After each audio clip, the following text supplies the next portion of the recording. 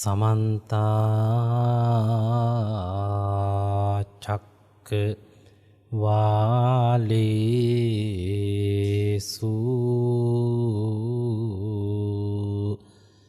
अत्रा गच्छन्तु देवता सद्दम्मं मुनिराजत्स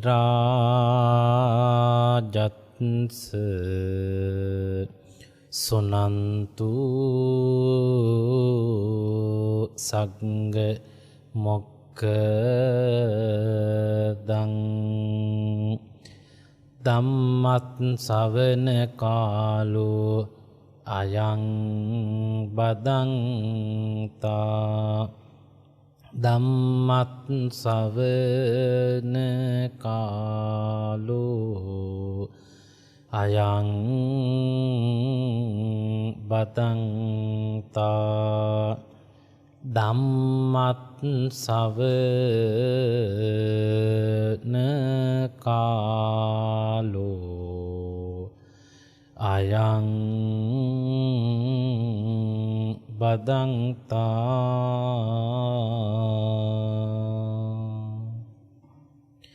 නමෝ තස්ස භගවතෝ අරහතෝ සම්මා සම්බුද්දස්ස නමෝ තස්ස භගවතෝ අරහතෝ සම්මා සම්බුද්දස්ස නමෝ තස්ස භගවතෝ අරහතෝ සම්මා සම්බුද්දස්ස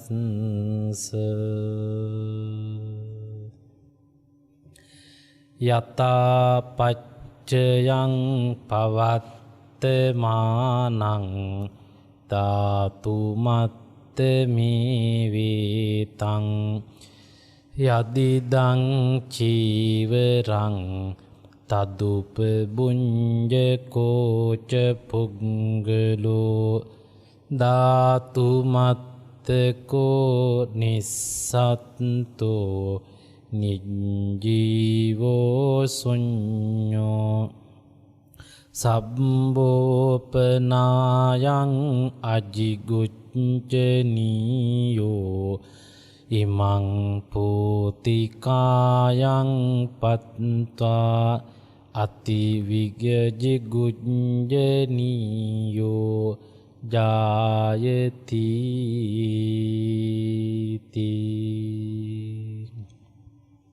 සදහෙති කරුණාබර සුපින්නතුනි ඌවකුවන් විදුලියේ විකාශනය වන 104 වන නිවන් මඟ සද්ධර්ම දේශනාවේ පින්බර දායකත්වයේ දරන්නේ බණ්ඩාරවල උතුරු කැබිල්ලවල ගැමුණු මාවත අංක 43B නිවසෙහි පදිංචිව සිටින තිලකා දිසානායක මහත්මිය ආර්යවතී දිසානායක මහත්මිය ඇතුළු පවුලේ දෝදරු පිරිස විසින් අරමුණු කරගත් පරිදි මියගේ ඥාතීන්ට පුණ්‍යානුමෝදනාවන් සිද්ධ කිරීම ආශිර්වාද කිරීම දේශනාව අවසානයේදී සිද්ධ කෙරෙනවා. අද ධර්ම දේශනාවේ මාතෘකාව තමයි ධාතු මනසිකාරය.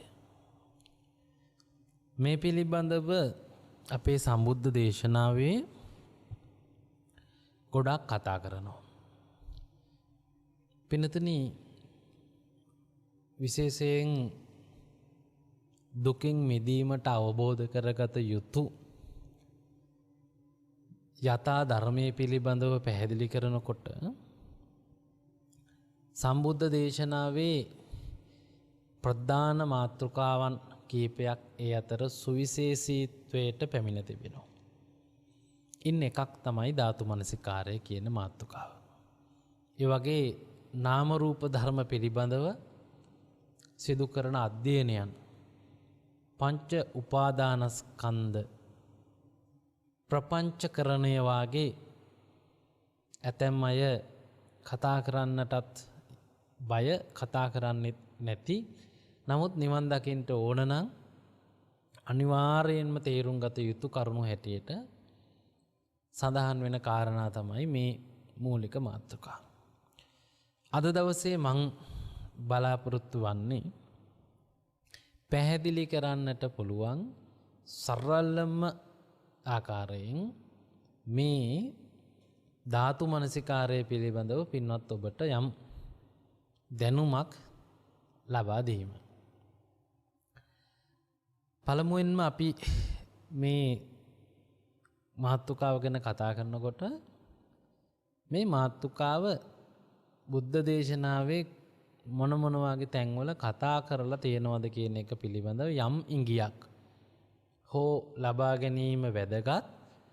අපට මේ පිළිබඳ ඉතාමත්ම හොඳ උනන්දුවක් විශ්වාසයක් ඇතිවීම සඳහා. පින්නතුනි, ඔබ අසා තිබෙන නිවන් දැකීම සඳහා අනුගමනය කරන්නට ඕන අත්‍යවශ්‍යක අභ්‍යාස එකතුවක් සහිත සූත්‍ර දේශනාව තමයි මහා සතිපට්ඨාන සූත්‍රය කියලා කියන්නේ. මේ සූත්‍රය ආරම්භයේදීමත් කියනවනේ ඒකායනෝ අයං භික්කවේ මග්ගෝ සත්තානං විසුද්ධියා සෝක පරිද්දවානං සමතික්කමාය දුක්ඛ දෝමනස්සානං අත්තංගමාය ඥායස්ස අධිගමාය නිබ්බානස්ස සච්චි කිරියාය යදිදං චත්තාරෝ සතිපට්ඨානා කියලා සතිපට්ඨානය පුහුණු කිරීමෙන් ලැබෙන ප්‍රයෝජන ටික මොනවද කියලා. එහි ඊටාම පැහැදිලිව ධර්මයේ කියනවා සංසාරගත සත්වයා දුකට අපිරිසුදුභාවයට පත් වෙලා ලෝභ ද්වේෂ මෝහයෙන් කිලිටි සිත් ඇතුව සසර දුකෙන් අපිරිසුදුව වාසය කරන කෙනෙක් වෙලා ඉන්න කෙනෙක් පිරිසුදුත්වයට පත්වීම සඳහා විසුද්ධිය නැමැති නිර්වාණ තත්වයට පිරිසුදු භවයේ පරම නිර්මල පවිත්‍රතාවයට පත්වීමට මේ සූත්‍ර දේශනාවය භාවිතයෙන් ඉගෙන ගැනීමෙන් අභ්‍යාස කරණයෙන් පුළුවන් කියලා. ඒ ඊළඟට කියනවා දුකෙන් මිදෙනවා, ශෝක පරිද්‍රවයන් සම්පූර්ණයෙන් සමතයට පත් වෙනවා, දැනුම අවබෝධයේ ප්‍රඥාව යථාර්ථබෝධ ඥානය ලැබෙනවා, නිවන සාක්ෂාත් වෙනවා කියලා. මෙන්න මේ සූත්‍රයේ කායගත සතිය යටතේ විස්තර කරන එකේ ධාතු මනසිකාරය ගැන සඳහන් වෙනවා.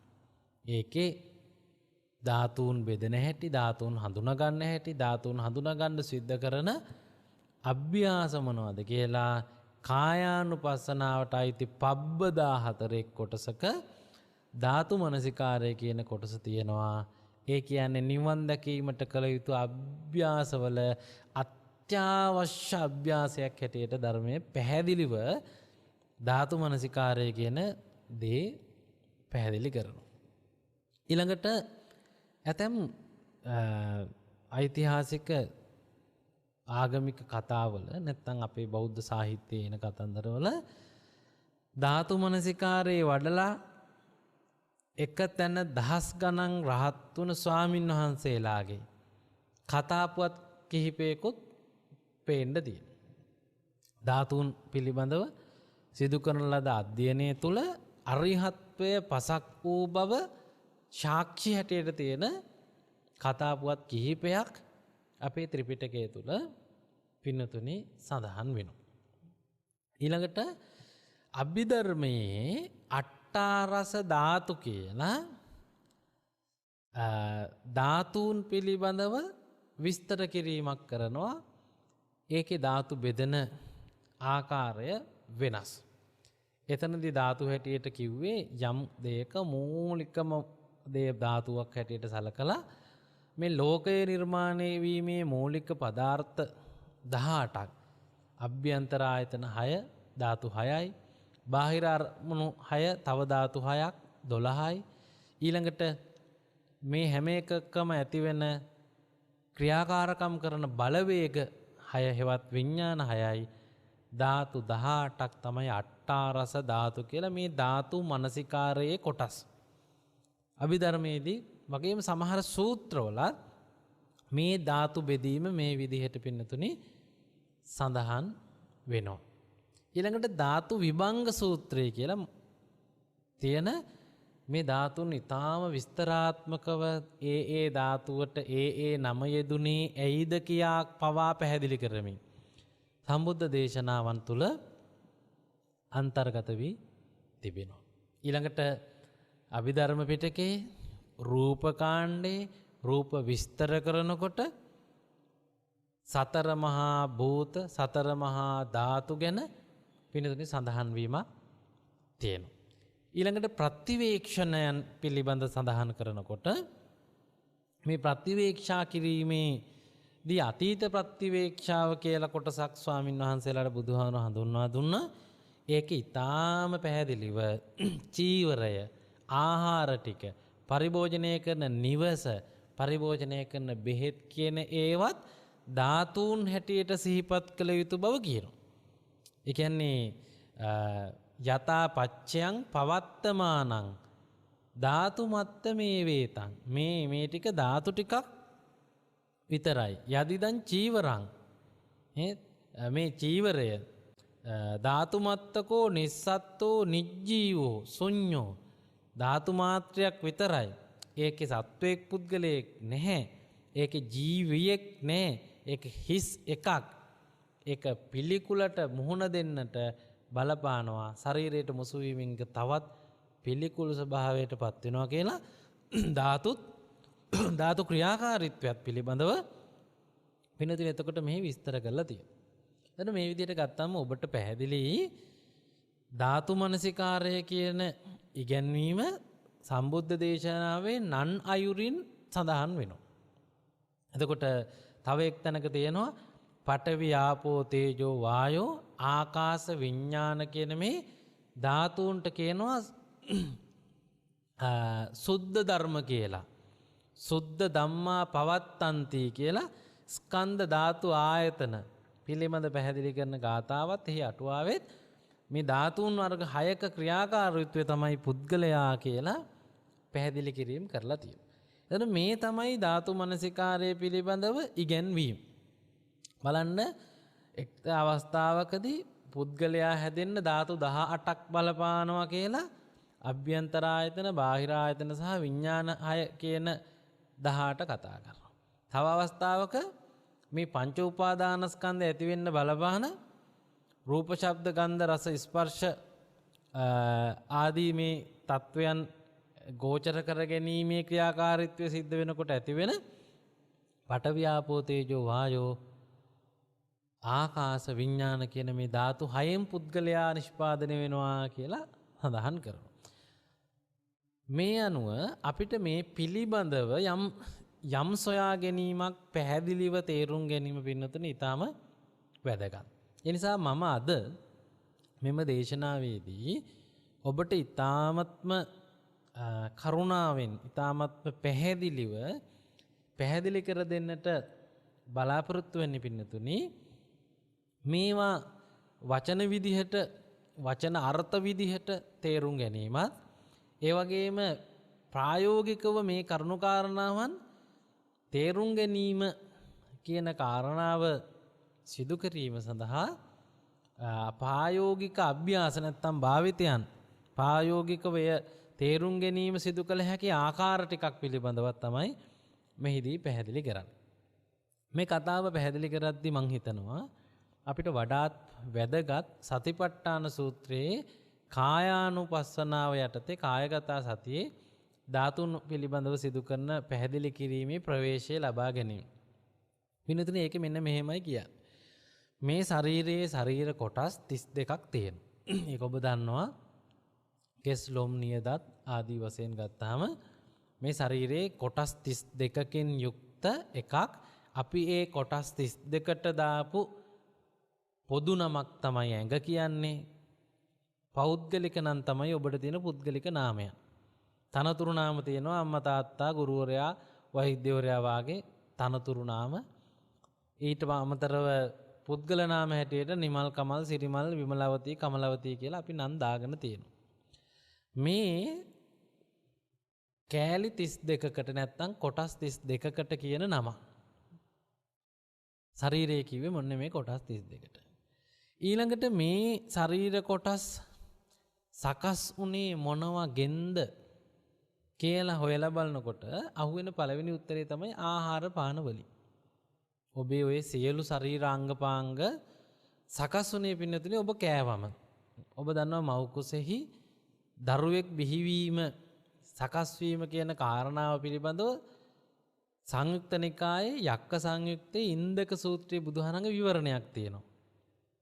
පඨමං කලලං හෝති කලලං හෝති අම්බුදං අම්බුදං ජායති පේසි පේසි නිබ්බත්තති ඝනා ඝනා පසාකා ජායන්ති ආදි වශයෙන් සඳහන් වෙලා ඒක අග තියෙනවා මාතු කුච්චිස්මි යාපෙන්ති අන්නං පානංච භෝජනං කියලා. බලන්නකෝ මව් කුසෙහිදිත් මේ කියන දේවල් වෙන්නේ ආහාර පාන භෝජන වලින් කියලා. ඒ අනුව මේ සිරුරේ කලල රූපයේ සිට ඇඟේ කොටස් 32 දක්වා වර්ධනය වීමට අමුද්‍රව්‍යව පවතින්නේ අන් කවරක්වත් නෙමෙයි ඔබ ගන්න ආහාර. මොකද ඔබ දන්නවා විද්‍යාව කියන විදිහට කලල රූපයක් යනෝ එක් ඩිම්බයක් එක් ශුක්‍රාණුවක් දෙකක එකතුවක් වන යුක්තාණුවකට ප්‍රතිසන්දිහිත සම්බන්ධ වුණු අවස්ථාව. මේ තුනම එකතුවත් අපිට පේන්නේ නැහැ දින ගණනාවක් යනකම්. වේගවත් වර්ධනයක් තියෙන මේකේ සතියක් දෙක තුනක් යනකම් පිළිසිඳගෙනද කියලා තමන්වත් දන්නේ නැති කාටවත් හොයන්න බැරි ස්කෑනර් වලට අහුවෙන්නේ නැති තත්වයක් තමයි විද්‍යාවේ ධර්මයේත් කියන්නේ. මෙන්න මේ ස්ථාම කුඩා අවදියේ ඇඟේ කැලි එකක්වත් තිබුණෙත් නැහැ, පවතින්නෙත් නැහැ. හැබැයි ටික ටික වැඩෙනවා. මේ වැඩිම සිදු වෙන්නේ කර්ම ශක්තිය නැමැති චිත්තභාවයේ සඳහන් සැලැස්මට අනුව මෙහෙන් අමුද්‍රව්‍ය සපයාගෙනයි. හරියට ගෙදරක් හදනකොට අපිට තියෙනවනේ ප්ලෑන් එකක් ඇඳපු. මේ ඇඳපු ප්ලෑන් එකේ තියෙන විදිහට තමයි කණු දාන්නේ, දොරවල් දාන්නේ, බිත්ති දාන්නේ, ජනෙල් කවුළු තියන්නේ, වහලේ හදන්නේ මේ ඔක්කොම කරන්නේ. හැබැයි ඒකට බඩු ගන්නෙ ළඟපාතින්. ප්ලෑන් එක කොහේ ඇඳත් බඩු ගන්නෙ ළඟපාතින්. මේ එක එක බඩු අරගෙන තමයි මේ වැඩේ කරන්නේ. ඒ වගේ කර්මය ඔබේ ශරීරයේ මැරෙනකම්ම සිදුවිය යුතු සියලු දේ ප්ලෑන් එක හැටියට සැලැස්ම හැටියට සටහන් කරගෙන තියෙනවා. ඒකේ භෞතිකමය වූ ශරීර ක්‍රියාකාරීත්වය ආහාර නැමැති අමුද්‍රව්‍ය යොදාගෙන නිර්මාණය වීම සිද්ධ වෙනවා. ඔන්න ඔතනදී පිනතුනි සිරුරට ශරීර කොටස් සකස් වීම සඳහා අම්මා එකතු කරගන්නේ මොනවද බැලුවොත් එහෙම අපිට පේනවා පොදුවේ අපි කියන්නේ එකට ආහාර කියලා. මේක ටිකක් පැහැදිලි කරගත්තොත් එහෙම ආහාර කියලා අපි කියන්නේ වර්ග දෙකකටයි. එකක් තමයි මේ එළියේ තියෙන විවිධ ගස්වල කොටස්. ගස්වල කොළ වෙන්න පුළුවන්, ගෙඩි වෙන්න පුළුවන්, මල් වෙන්න පුළුවන්, අතු වෙන්න පුළුවන්, පොතු වෙන්න පුළුවන්, මුල් වෙන්න පුළුවන්. ඕකට තමයි දැන් අපි අල වර්ග, ධාන්‍ය වර්ග, පළතුරු වර්ග, එළවලු වර්ග කියලා තියෙන්නේ. අපේ ශරීරයට අපි ඇතුල් කරන එක දෙයක් තමයි ගස්වල කෑලි. අනිත් එක තමයි සත්තුන්ගේ කෑලි. අපි කියන්නේ නම් අපි මස්, මාළු, කිරි, බිත්තර කනවා කියලා. හැබැයි දැන් සතාගේ ඇඟේ ඔක්කොම කෑලි වලට කියන්නේ මස් කියලාද? එතකොට ඌට හැම නැද්ද? ඌට වකුගඩු නැද්ද? ඌගේ නහර නැද්ද? ඌට ඇටකොටු නැද්ද? ඌට ඇට මිදුළු නැද්ද? ඌගේ අක්මාව වකුගඩු නැද්ද? තියෙනව නේද? අපි නිකන් උයනකොට කනකොට කියන්නේ ඔක්කොටම මස් කියන පොදු නම වුණාට අපි සත්තුන්ගේ කන්නේ සතාගේ ඇඟේ මස් කියලා කියන වර්ගයේ විතරක් නෙමෙයි. සතාගේ ඇඟේ තියෙන සත්ව කොටස් ටික. ශරීර කොටස් ටික. ආහාර කියන්නේ ඔය දෙකට. ඔය දෙකෙන් එකතු වෙලා ඔය දෙක වෙනස් කර කර හදන ඒවට. දන්නවද පින්වත්නි මේ වචනේ හැදුනේ කොහොමද කියලා? පාලියෙන් හරති කියන්නේ යමක් තැනකින් තැනකට ගෙනියනවට. මෙතන තියෙන දෙයක් තව තැනකින් ගෙනහින් තියනවට කියන්නේ හරති කියලා. ගෙන යයි කියන තේරුම තියෙනවා. පාලී ක්‍රමේ තමයි විරුද්ධ ක්‍රියාර්ථය හදන්න ඉස්සරහට ආයන්න දාලා. ගච්ඡති කියන්නේ යනවට, ආගච්ඡති කියන්නේ එනවට.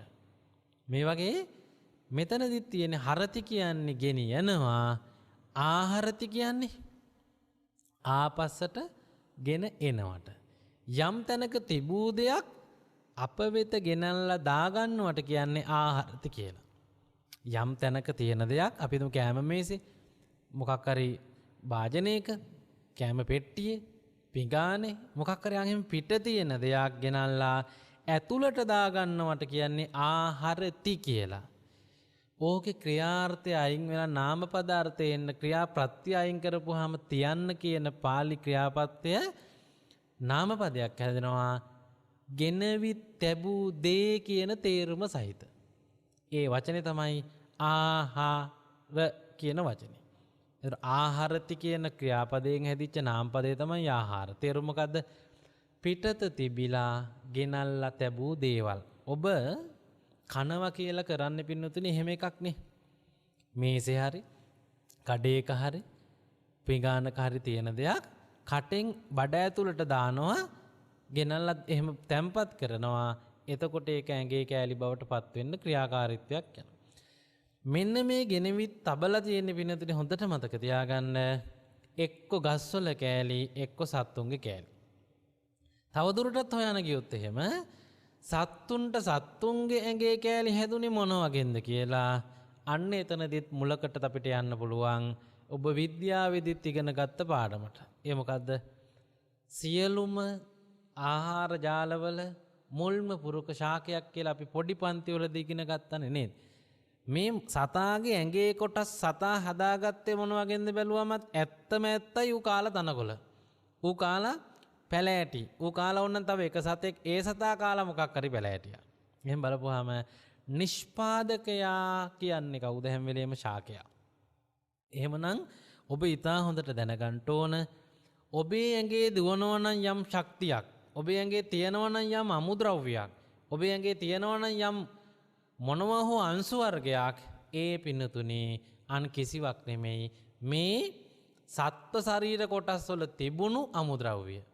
එහෙම නැත්නම් සත්ව ශරීර කොටස් වලටත් ආපු සාක ශරීර කොටස් වල තිබුණු අමුද්‍රව්‍ය තමයි මේ පරිවර්තිත ශක්තියක් හැටියට ඔබේ ශරීරයේ තියෙන්නේ. හරියට නිකන් අපි බිත්තිය කියලා කිව්වට මේ බිත්තියේ තියෙන්නේ සිමින්ති, හුණු, ගල් වගේ දේවල්නේ.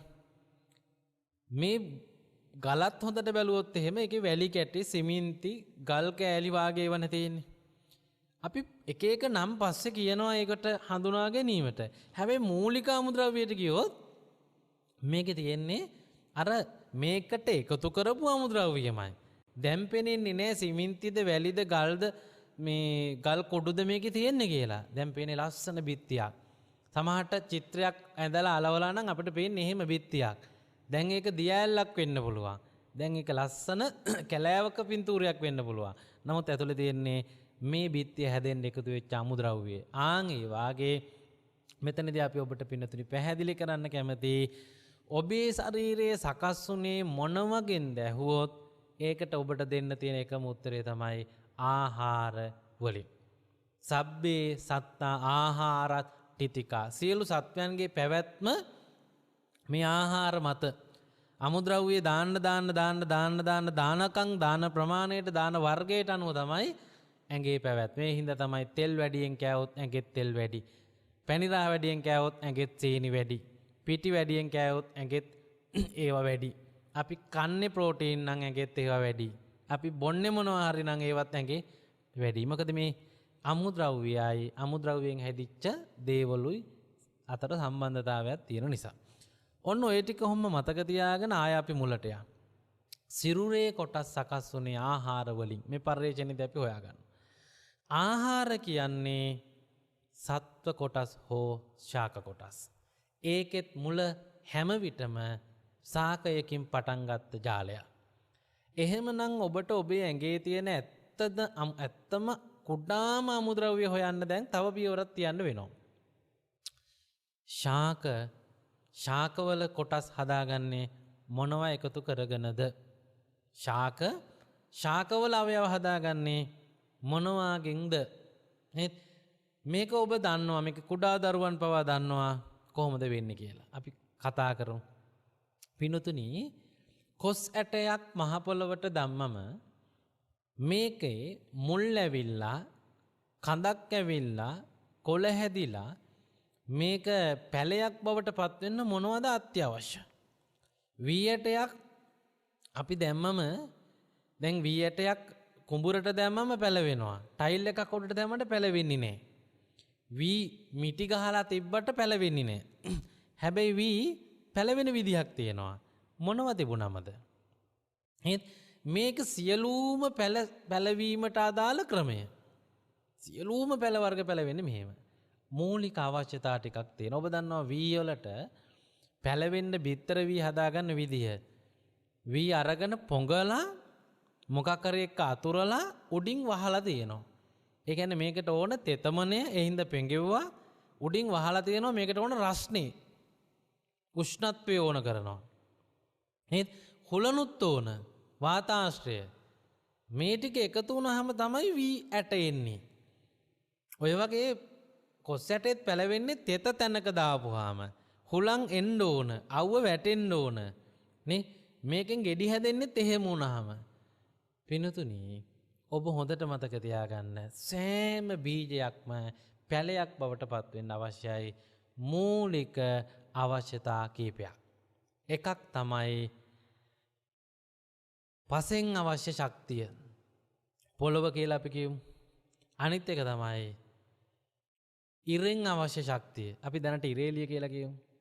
අනිත් එක තමයි ජලයෙන් අවශ්‍ය ශක්තිය. අපි දැනට වතුර කියලා කියමු. අනිත් එක තමයි වායු ගෝලයෙන් උරා ගන්නා වායු වර්ග. අපි දැනට වාතය කියලා කියමු. එතකොට පින්නතුනි ඔබට පේනවා හැම ගහකම හැම කොළයක්ම හැදුනේ, හැම ගෙඩියක්ම හැදුනේ, හැම මුලක්ම හැදුනේ, හැම පත්‍රයක්ම හැදුනේ මොකකින්ද? මේ ශක්තියෙන් උරාගත්තොත්. එහෙම නැත්නම් ඒක නිකම් වී ඇටේ. ඒක පැලවෙන්නේ නැහැ, ඒකට මුල් වෙන්නේ නැහැ, ඒකට කොළ එන්නේ නැහැ, ඒකට දළු වෙන්නේ නැහැ, ඒකට කරල් එන්නේ නැහැ. ඔය වගේමයි කොස් ගෙඩිය, කොස් ගහ. ඒ වගේමයි බොංචි ඇටේ, බොංචි ගෙඩිය, බොංචි කරල හැදෙන්නේ මේ ඔක්කොම එහෙම තමයි. නේද? ඔබ දන්නවනම් යම් පළතුරක්, යම් එළවලුවක් මේ හැම එකක්ම හැදෙන්න ඔබ දැන් දන්නවා අත්‍යවශ්‍යයි පසක්, අත්‍යවශ්‍යයි ඉරේලිය, අත්‍යවශ්‍යයි ජලය, අත්‍යවශ්‍යයි වායු ගෝලය කියලා. වායු කියලා. මෙන්න මේ මූලික සම්පත් හතර ලෝකයේ මුල ඉඳලා හැමදාම ලෝකෙ කෙලවර වෙනකන් තියෙනවා. ඒවට අපි කියනවා ශක්ති පදාර්ථ කියලා. ඒවට අපි කියනවා ශක්ති පදාර්ථ. පොළොව, වතුර, උෂ්ණත්වය, සුළඟ. මේ අපි හදාගත්ත වචන හතර ඇතුලේ ඇත්තටම ගත්තොත් එහෙම පොළොව කියන්නේ තද ගති ගොඩක්. ඒකේ තියෙන්නේ තද ගති අංශු. ජලය ගත්තොත් එහෙම ඒකේ තියෙන්නේ මේ තෙතමන බව, තෙතබත් බරිත බව. ඒකට පුළුවන් අලවන ගලවන වැඩේ කරන්න. ඔයාලා දන්නවා යම් ඒවා අලව ගන්න ඕන වුණාම අපි දාන්නෙත් වතුර. ඒ වගේම හයිය වැඩිව බොරුල් කර ගන්න ඕන වුණාමත් දාන්නේ අපි වතුර. මේකට දෙකම පුළුවන්. ආබන්ධන විබන්ධන ගුණය ඔකේ තියෙනවා. වාතය කියන්නේ යම් තැනක යමක් හසුරව ගන්න අවශ්‍ය ඉඩ පවත්වන එක. දැන් මේ කාමරය ඇතුලේ ගොඩාක් බඩු නම් මොකුත් කරන්න බෑ. හැබැයි හිස්තැන් ටිකක් තිබුණොත් බඩු එහෙට මෙහෙට කරගත්ත කි. වාහන පාකින් එකක හැමතැනම වාහන නවත්තලා එකකටවත් ආයෙ හෙල්ලෙන්න බෑ. හැබැයි වාහන වලට යන්න මැද තීරු දෙක තුනක් එක වාහන නවත්තලා නම් ඕන වෙලාවක ඕන වාහනයකට එහෙට මෙහෙට ගන්න පුළුවන්. ඒ වගේ හිස් ඉඩ තමයි වාතය කියලා කියන්නේ. ඉරේලියෙන් හම්බෙන්නේ උෂ්ණත්වය කියලා අපි දන්නවා. පිනතුනි එහෙමනම් මේ සම්මුති වචනවල පස්, වතුර, ඉරේලිය, සුළඟ කියලා තිබ්බට මේවා අංශු මාත්‍ර හැටියට ගත්තොත් එහෙම මේ කතා කරන්නේ තද ගතිය කියන අංශු වර්ගය ගැන. අපි ඒකට කියනවා පින්නතුනි පඨවි ධාතුව කියලා පාලියෙන්. සිංහලෙන් තද ගතිය. ඒකේ තියෙන්නේ තද ගති අංශු, තද බව කියන ගුණය සහිත. ඊළඟට මේ තෙතමනේ හේවත් අපි වතුරටනේ ආපෝ ධාතුව කියන්නේ, ධර්මයේ ආපෝ ධාතුව කියන්නේ වතුරට නෙමෙයි. ආබන්ධන විබන්ධන ලක්කණං ආපෝ. මේ අලවන ගලවන වැඩේ කරන්න පුළුවන් තෙත බව කියන එකට තමයි අපි සාමාන්‍යයෙන් කියන්නේ තෙත බව කියලා එකට. ඒකට තමයි කියන්නේ ආපෝ ධාතුව කියලා. ඊළඟට මේ මත උෂ්ණත්වය නිසා හෝ ෆ්ලෑෂර් ලයිට් එකක් නිසා හෝ මොකක් හරි නිසා මේ මත යම් උෂ්ණත්වයක් රස්නයක් සීතලක් තියෙනවා නම් අන්නේ උෂ්ණත්වයට තමයි කියන්නේ ධර්මයේ තේජෝ. ඔබ දන්නවා ඉරේලියම වෙන්න ඕන නෑ මේ සාකවල පැලවීම වෙන්න. සීතල කාලෙට සීතල රටවල ලොකු හෝල් හදලා හෝල් එයා කන්ඩිෂන් කරලා තියෙන හීට් එක එන විදිහට. එහෙම තමයි පැල හදන්නේ එතකොට. පැල හදන්නේ එහෙම. කම්පියුටරයිස් කරලා තියෙන්නේ පරිසර උෂ්ණත්වයට බැලන්ස් එකට දීලා තියෙන සෙල්සියස් අංශක ගාන පවත්වා ගැනීම සඳහා අවශ්‍ය වෙන විදිහට. ආහතේ වලාකුළු තියෙනකොට වෙන විදිහකට ඒකේ වහලේ වැඩ කරලා වහලේ ඕපන් වෙලා මේකේ උෂ්ණත්වය බැලන්ස් කරනවා. සීතල එන වෙලාවට ඒ ඔක්කොම සීල් කරලා AC එක ඔන් කර ගන්නවා. එහෙම කම්පියුටරයිස් කරලා දෙන්නේ මේ සමහර ගොවි පොළවල් අපේ රටවල් වල එහෙම තාම කරන්නේ නැති වුණාට. ඒතකොට මතක තියාගන්න ඕනේ මොකක් හරි උෂ්ණ පදාර්ථ ටිකක්. ඒකට අපි කියනවා තේජෝ අංශු, තේජෝ ධාතුව. ඊළඟට මේ වායුගෝලයේ තියෙන්නේ ඔක්කොම වායු වර්ගනේ. හැබැයි පැලේට ඕනේ එක වායු වර්ගයයි. අපිට ඕනේ එක වායු වර්ගයයි. එක එක ඒවට එක එක විදිහේ මේකෙන් වායුව උරා ගන්නවා. අපි කිය මේකට හිස් තැන් කියලා. හිස් ඉඩ වලට තමයි ධර්මය කියන්නේ වායෝ කියලා.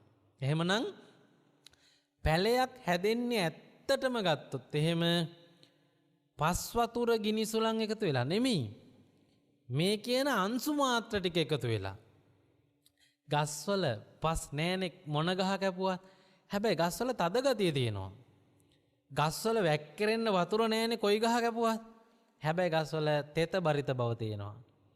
ගස්වල ගහ කපව ගමන් එළිය විහිදෙන්නේ නෑනේ. ඉරේලිය නෑනේ ගස් ඇතුලේ. හැබැයි රස්නේ සීතල තියෙනවා. ගස්වල හිල් කරපු ගමන් චූස් ගාලා හුලං යන්නේ නෑනේ. ගහ ඇතුලේ හුලං තිබිලා. හැබැයි ගස්වල හිස් ඉඩ හිස් තැන් ටිකක් සිදුරු ටිකක් තියෙනවා. මතක තියාගන්න ධර්මයේ මේ කතා කළේ මෙන්න මේ කුඩාම අංශු මාත්‍රය ගැන. සාමාන්‍ය සම්මුතිය කිසියම් යථාර්ථවත් සම්මුතියකට අපි ගියා ඇඟේ කෙස් ගහ කියලා හරි ඇඟේ තියෙන මස් හරි කියලා කියන කෑල්ල මේ සම්මුති ලෝකයේ මූලික පදාර්ථ හතරකින් කවුරුත් හදපු නැති ඉබේ හැදිච්ච පදාර්ථ හතරකින් හැදෙන්නේ කියලා. පස්, වතුර, උෂ්ණත්වයේ සුළඟ කියලා. අපි පර්යේෂකයෝ හැටියට එතනින් නතර වෙලා බෑ. ඒකත් නැවත පර්යේෂණය කරපුවාම පස් කියන්නේ තද ගති අංශු චූටි දූවිලි අංශු ගොඩක්. ඒකට අපි කියනවා පඨවි ධාතුව. ඊළඟට වාතය කියන්නේ චූටි වායු වර්ග ගොඩක්. ඊළඟට උෂ්ණත්වය කියලා කියන්නේ යමක් මත දශමයෙන් ඇති වෙන උෂ්ණ අංශු ටිකක් ගොඩක්. ජලය කියන්නේ ඊටාම කුඩා වාෂ්පී ස්වරූපේ තෙත බරිත භාවයන් ගොඩක් එකට එකතු වෙච්චම හැදෙන එකක්. එහෙමනම් මේ තමයි ධාතු අර්ථ දැක්වීම. මතක තියාගන්න ඔබේ සිරුරේ සැකැස්මට උදව් වෙන ආහාර ඊළඟ ජාලය ගත්තහම ආහාර සැකස්මට උදව් වෙන මූලය වන මේ පස්වල වතුරවල හුලංවල ඉරේලිය තියෙන්නේ ලෝකයේ හැමදේම නිර්මාණය කරන්න බෙදෙන ධාතු වර්ග ටිකක් අංශු වර්ග ටිකක් මූල ස්වභාවයන් ටිකක්. ඇයි මං එහෙම කියන්නේ? ඒකෙන් තමයි ගස්වැල් හැදෙන්නේ. ඒකෙන් තමයි කඳු හැදෙන්නේ. ඒකෙන් තමයි පස් හැදෙන්නේ. ඒකෙන් තමයි බ්ලොක් ගල් හැදෙන්නේ. ඒකෙන් තමයි ගඩොල් හැදෙන්නේ. ඒකෙන් තමයි කළු ගල් හැදෙන්නේ. ඔබ මේ ලෝකේ දන්නේ මොනවද? ඔක්කොම පින්නතුනි මේවා ටික එකතු වෙලා තමයි හැදෙන්නේ. එහෙමනම් ඔබට ඊටාම පැහැදිලිව සඳහන් කරන්න පුළුවන් මේ ලෝකේ තියෙන හැම භාණ්ඩයක්ම හැදෙන්නේ පඨවි, ආපෝ, තේජෝ, වායෝ කියන සතර මහා ධාතුන්ගෙන් කියන. මේ මූලික ස්වභාවයන් හතරෙන්. මේක ඔව්ද කියලා බලාගන්න ක්‍රමයක් ඕන. නැත්තම් අපිට මේක විශ්වාස කරන්න බෑ. නේද? පින්නතුනි බුදුහාරෝ දේශනා කළා. කොහොමද යම් නිර්මාණයක අපිට එහි පඨවි තිබෙනවාද කියලා බලාගන්න තියෙන ක්‍රමය තමයි හරිම සරලයි. අතින් අල්ලලා බලන්න. අතින් අල්ලපුවාම වදිනවා දැනෙනවා නම් ටච් වෙනවා නම් ස්පර්ශයට ගෝචර නම් ඒ ගෝචර වෙන්නේ ඒකේ තියෙන තද බවයි. ඔබ හොඳට බලන්න. ඔබ අල්ලන එක ඔබට වදිනවා දැනෙනවා නම් ඒ වගේ පටවි තියෙනවා. ඒ වගේ පටවි බහුලයි. හැබැයි ඔබට එකපාරට අල්ලද්දී අහුවෙන්නේ නැති ඒ වගේ පටවි අඩුයි. දැන් හුළඟ වාගේ එකක පටවි අඩුයි. හැබැයි පටවි තියෙනවා. හුළඟට පුළුවන් බිල්ඩින් පෙරලන්න. හුළඟට පුළුවන් වාහන තල්ලු කරන්න. හුළඟට පුළුවන් ගස් පෙරලන්න. හුළඟට පුළුවන් යකඩ උස්සන්න. යකඩ කඩාවට්ටන්න පුළුවන්. නේද? ඒ කියන්නේ ඒවට පුළුවන් වදින්න. ඒ ඕන නෑ. මේ මගේ හඬ මයික් එකෙන් ගන්නෙත් වැදිලා. මම මෙහෙම මයික් එකට අත තිබුණොත් සද්දේ අඩුවෙන් ඇහෙන්නේ. මේ මයික් එකේ ඒ සද්දේ උරා ගන්න තැන මං අතින් වැහුවොත් මගේ හුලං ගිහින් වදින්න නැති වෙන විදිහට සද්දේ නැහැ. ඒ කියන්නේ ශබ්දය එන්නේ හඬවල් වලින් වායුව තෙරපීම් වලින් වායුවේ තියෙන ඒවා වදින උස් පහත් භාවයෙන් තමයි සද්දේ හටගන්නේ. ඔබට තේරෙනවනේ නේද? එහෙම බලපුවාම පිනතුනි ඊටාම පැහැදිලි යම් දෙයක පටවි තියෙනවා නම් අල්ලපුවාම ඇඟිල් අතට වදිනවා දැනෙන්න ඕන. දැන් මේ ක්‍රමයට පටවි තියෙන ඕනම එකක පටවි තියනවද නැද්ද කියලා ඇහුවේ හැකි. දැන් ඔබ දන්නේ අහවල් වර්ගයේ වගේ විතරක් පටවි තියෙනවා, පස්වල විතරක් පටවි තියෙනවා කියලා කිව්වොත් ඒක ධර්මයට වැරදි. විද්‍යාවටත් වැරදි. ඔබේ ප්‍රායෝගික ඥානයටත් වැරදි. ධර්මයේ පටවි කියන්නේ තද බව කියන ගුණයට, තද බව කියන ලක්ෂණයට. අන්නේ තද බව කියන ලක්ෂණය තියෙන හැම එකකම ඔබට ඒ තද බව තියෙන බව හඳුනා ගන්න තියෙන හොඳම අභ්‍යාසය තමයි අද ඉඳලා කරන්න පින්නතුනි. මොකක්ද? ස්පර්ශ වෙනවද, වදිනවද, වදිනකොට ඔබේ අත තෙරපුණොත් තමයි ඔබට ඔය වදිනවා දැනෙන්නේ. පඨවි ධාතුව හඳුනා ගන්න එහෙමයි. ඊළඟට තේජෝ ධාතුව හඳුනා ගන්නත් සරල අභ්‍යාසයක් ධර්මයේ කිව්වා. කොහොමද? ආයත් ස්පර්ශ කරලා බලන්න. සීතල හරි උෂ්ණය හරි තේරෙනවද කියලා. සීතල හරි උෂ්ණය හරි තේරෙනවා නම් ඒ සීතල හෝ උෂ්ණය තේරෙන එකේ තේරුම ඒකේ යම් උෂ්ණත්වයක් තියෙනවා කියන්නේ. සීත උෂ්ණ කියන ස්වභාවයෙන් දෙකෙන් එකක් ඔබට දැනෙනවා නම් ඒකේ තේරුම ඒකේ උෂ්ණ අංශු හෙවත් මොකක්ද තේජෝ අංශු තියෙනවා කියන්නේ. තේජෝ අංශු වලට කියන්නේ අපි උෂ්ණත්වය කියලා. නේද? ඊළඟට තව ක්‍රමයක් තියෙනවා. ඔය කියන උපකරණය, ඔය කියන භාණ්ඩ, ඔය කියන දේ, ඔය කියන ඇඟ, ඔය කියන කෑල්ල රත් වීම, සීතල වීම වලට ලක් වෙනවාද කියලා ටෙස්ට් කරලා බලන්න. කොහොමද ඒක කරන්නේ? රත් කරලා බලන්න රත් වෙනවද කියලා. පිජ්ජකේ තියලා බලන්න සීතල වෙනවද කියලා. සීතල තැනක තියලා බලන්න සීතල වෙනවද කියලා. රත් වීම, සීත වීම වෙන්නේ දැනටත් යම් උෂ්ණත්වයක් තියෙනකොට. අපි දුන්නම අඩු වැඩි වෙනවා. අපි සපයනකොට අඩු වැඩි වීම කරගන්න එකට පුළුවන්නේ දැනටත් යම් උෂ්ණත්වයක් තියෙනකොට. අර ඔබ අල්ලපුවම ඔබට සීතල දැනෙන්නේ ඔබේ අතට වඩා ඒක සීතල නිසා. ඔබේ අතෙත් උෂ්ණත්වයක් තියෙනවා, ඒකෙත් උෂ්ණත්වයක් තියෙනවා. මේ පරතරය තමයි දැනෙන්නේ. නේද? එහෙමනම් හරිම සරලයි. ඕනම නිර්මාණයක තේජෝ අංශු යම් ප්‍රමාණයක් තියෙනවා. ඒ කියන්නේ උෂ්ණත්වය යම් ප්‍රමාණයක් තියෙනවා. උෂ්ණත්ව මානක ඕනේ මේ පරිශ්‍රණය කරන්න. සීතල හෝ උෂ්ණ කියන දෙකෙන් කෝක දැනුණත් ඔබ තහවුරු කරගන්න ඒකට උෂ්ණත්වාංශු තියෙනවා කියලා. ඕනනම් උෂ්ණත්ව මානකයක් තියලා බලන්න කීයක් හරි තියෙනවා. ඍණාගයත් කීයක් හරිනේ තියෙනවා. ඊළඟට ආපෝ ධාතු තියෙනවද කියලා බලන විදිය. ආපෝ ධාතු කියන්නේ පින්නතුනි තෙතමනේට. ඒවා වැඩි නම් තමයි වැක්කිරෙන්නේ. ඒවා ඊටාම බහුල නම් තමයි දියරයක් හැටියට තියෙන්නේ. තෙතමනේ දියරයක් හැටියට නැතුව තියෙනවා. දැන් තෙතමනේ වාෂ්ප හැටියටත් තියෙනවනේ ජල වාෂ්ප හැටියට. තෙතමනේටමනේ දුම කියලා කියන්නේත්. තෙතමනේ තමයි මේ වාෂ්ප වෙලා යන්නේ. නේ? තෙතමනේ තියෙනකොට පිටිගුලියක අපිට වතුර පේන්නේ නේ. හැබැයි ඒ පේන්නේ ඒවම තමයි. තියෙන්නේ ඒවම තමයි. මේ බිත්තියක වේලුණාට පස්සේ තියෙනවා තෙත ගතියක්. කොන්ක්‍රීට් එකක ගත්ත එහෙම තියෙනවා. එතකොට පින්නතුනි මතක තියාගන්න මේක බලන්නේ කොහොමද? ආපෝ ධාතුව කොහොමද අර්ථ දැක්වේ ධර්මයේ? ආබන්ධන විබන්ධන ලක්කණං ආපෝ කියලා. ආබන්ධන විබන්ධන ගුණයට තමයි ආපෝ ධාතුව කියන්නේ. ඒ කියන්නේ යමක් එක්වීම පෙන්눔 කරනවා නම් ඒකට වෙන්වීම කිරීම පෙන්눔 කරන්න පුළුවන් නම් ඒ ගුණය එහි තිබෙන්නේ ඒ බඩුව එහි තිබෙන නිසා. ඒ ගුණය එහි තිබෙන්නේ ඒ අංශු එහි තිබෙන නිසා. ඔබට හරි සරල පරීක්ෂණයක් තියෙන වෙනවද? මොකක්ද පරීක්ෂණය?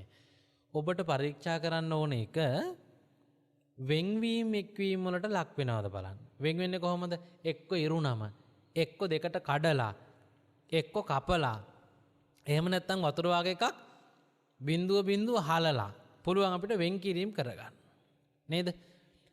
යම් නිර්මාණයක් මොකක් හරි ක්‍රමයකින් වෙන් කිරීම වලට භාජනය කළ හැකිනම් එහි අඩු වැඩි වශයෙන් පෙන්눔 කරන්නේ ආපෝ ගුණය, ආපෝ අංශු.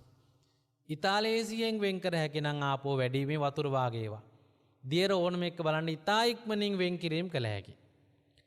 හැබැයි පස් ටිකක් කඩදාසි කොලයක් පොඩි ලී කෑල්ලක් ගත්තාම වෙන් කිරීම තරමක් අරට වඩා අමාරුයි. හැබැයි පුළුවන්.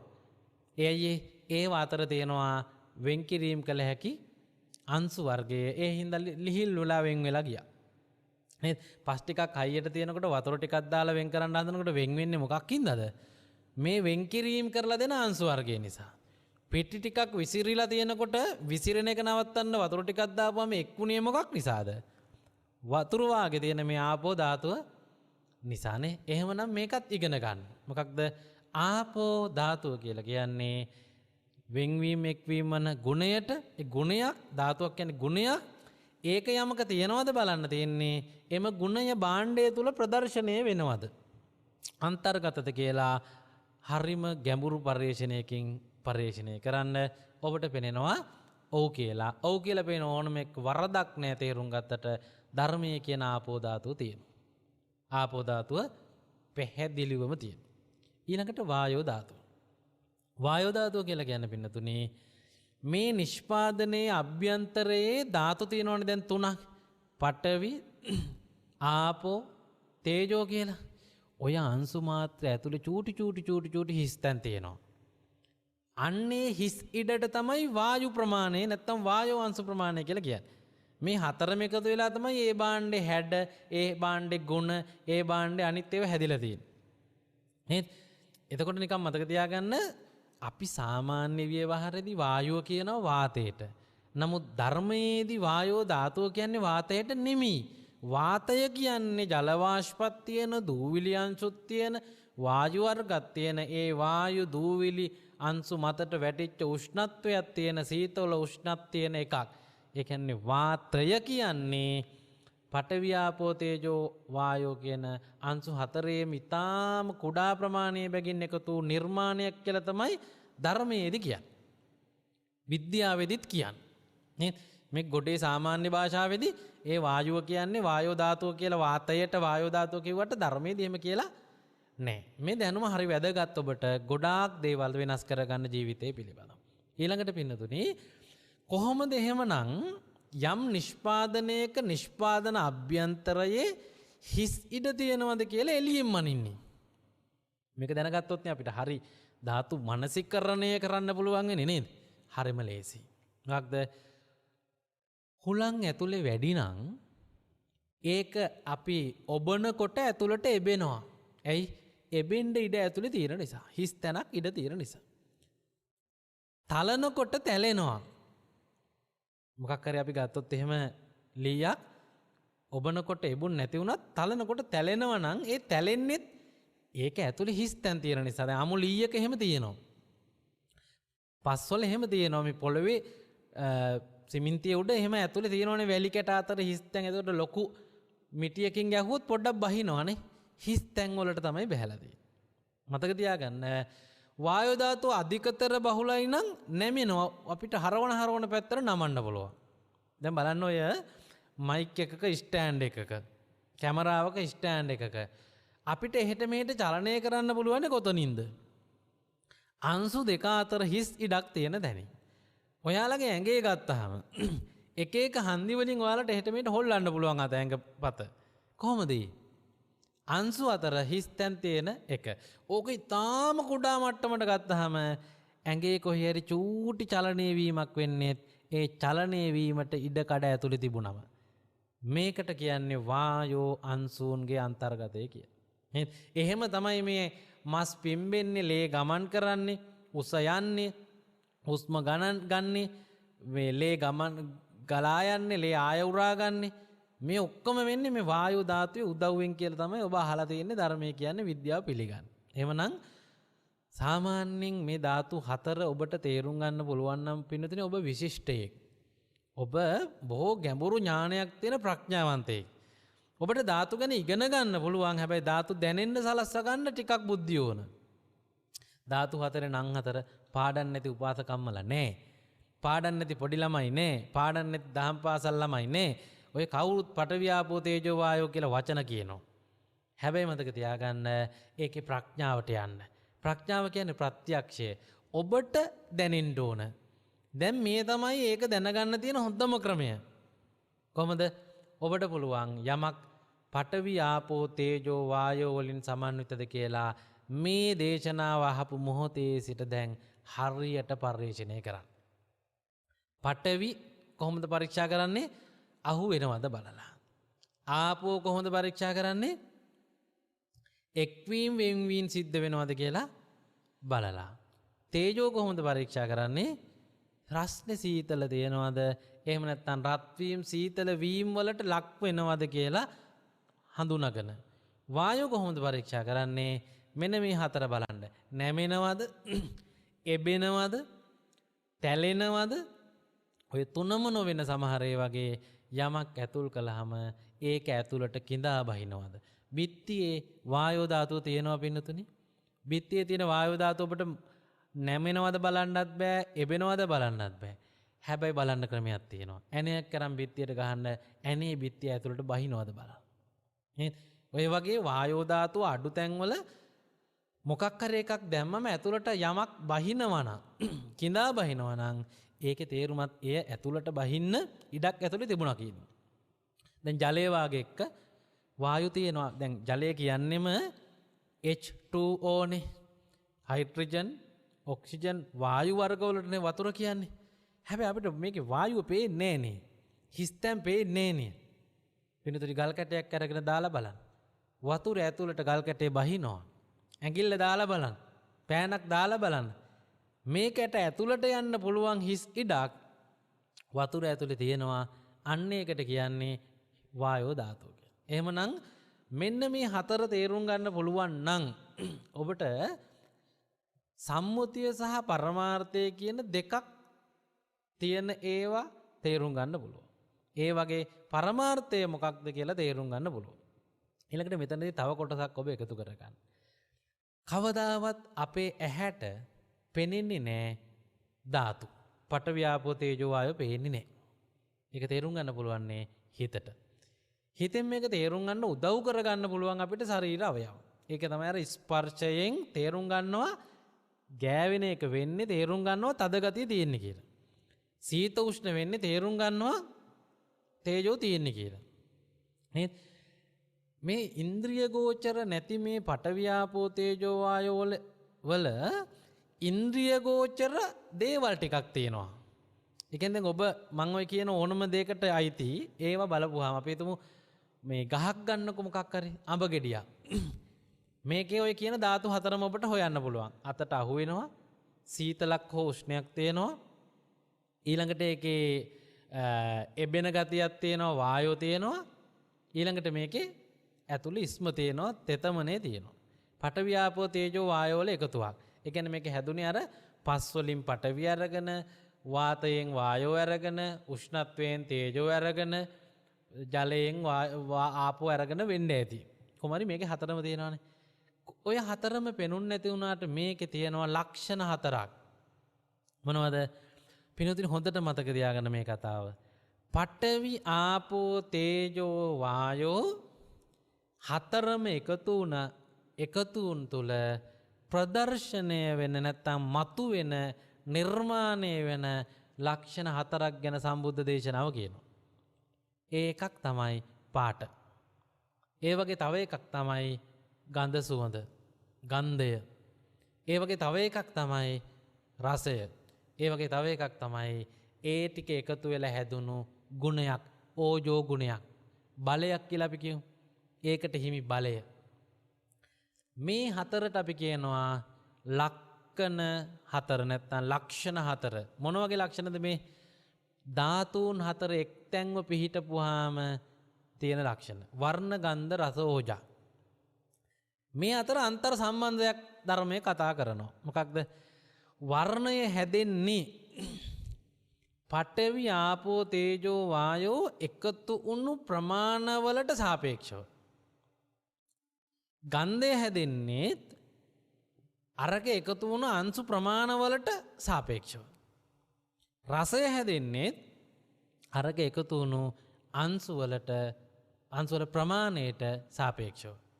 මේකට ඇතුළේ තියෙන හයිය හරි මෙලෙක් ගතිය හරි වාගේ ඕජෝ ගුණය මේකට ඇති වෙලා තියෙන්නේ අර එකතු වෙලා තියෙන අංශුවල ප්‍රමාණයට අනුවම පින්නතුනේ හැදිච්ච ගුණයක් ඇටියට. එහෙමනම් යම් ප්‍රමාණයක්ද පඨවි, ආපෝ, තේජෝ, වායෝ තියෙන්නේ ඒකට සරිලන පරිද්දෙන් හැදිච්ච වර්ණ, ගන්ධ, රස, ඕජා තමයි තියෙන්නේ. මේ අටේ එකතුවට කියනවා සුද්ධාෂ්ටකයක් කියලා.